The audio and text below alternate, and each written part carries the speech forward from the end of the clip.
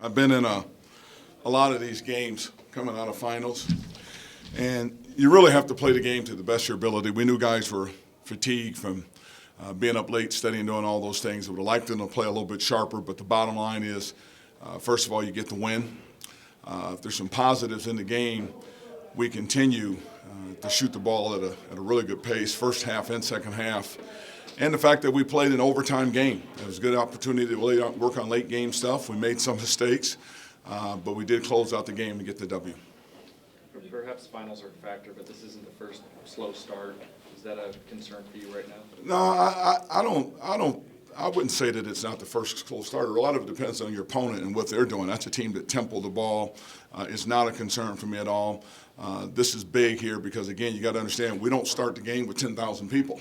So you're always generating your own energy. Finals drains you completely, having to study, and then you come into a game having to get your energy back up, and it's just not there. So I thought they did a good job of fighting through it. So I look at it from that perspective. So, no, I'm not necessarily worried about it at all. I think when our students are here, when the conference gets here, when the energy's in the building, the guys will play with even more energy starting out the game. It seemed like you were pretty frustrated during the game and after the game. Was it just the fact that you let Texas State hang around, or was there something about how your team played that was so frustrating? I'm a 40-year career basketball coach. I'm always frustrated because we're never satisfied. So I don't care about finals. You always want your team to play perfect. You want them to play well. If you're a teacher that teaches, you want your students to do well. I looked at this as a final exam, and I didn't think we got a great grade on it, maybe a CC+. We can get past a team like that. We're not going to beat a lot of teams in our conference with that type of a grade, and we know that. So you just take the win, you move on, you teach, you learn, you go get better. Got the game done, let's get ready for the next one. Did you feel that Texas State wanted this game more than maybe your players did?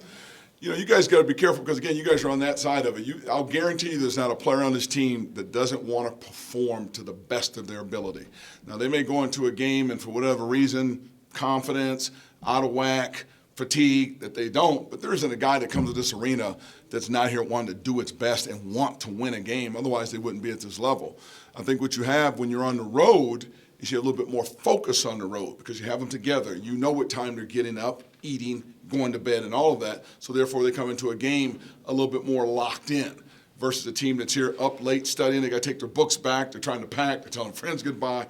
You get into an arena. There's only 1,500 people here. There's just a lot of factors you have to play through to get ready to play the game. So when you look at all those things, get the W first and foremost. And I've always said, don't get too up. You have the big victories. Don't get too down. When you struggle to win them, just win them and keep moving. Not a lot of shots for Josh. Do you think some of those turnovers were a result of the team maybe trying to force feed and get him going a bit? I don't think it was force-feeding Josh as it was force-feeding the post. I thought we got too stagnant, trying too much to get the ball inside, and we got out of flow a little bit. And again, I thought a lot of them were just the mental stuff. I didn't think we were sharp as we had been in earlier games. And a lot of it, again, has to do with 6 new guys never going through the academics at this level and what that means. Having to stay up and study, having to be in study table, having to be accountable to get their stuff done, turn their books in. It's a lot. And they struggle with it. Now they've been through it. I've always said with freshmen and JC players, that first semester is the toughest because everything is new. Now they can get through it. We can focus in on basketball. And heck, we're going to Hawaii. We're 7-2. There's not a lot of negative I can say. Have a Merry Christmas and let's go eat some coffee and donuts. Can we go now?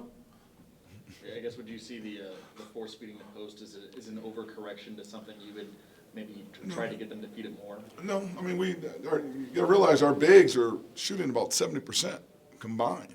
That ball should go into there, but no, it's just reads, and I don't think they did a good job of reading what we need to get done today as well as I'd like for them to.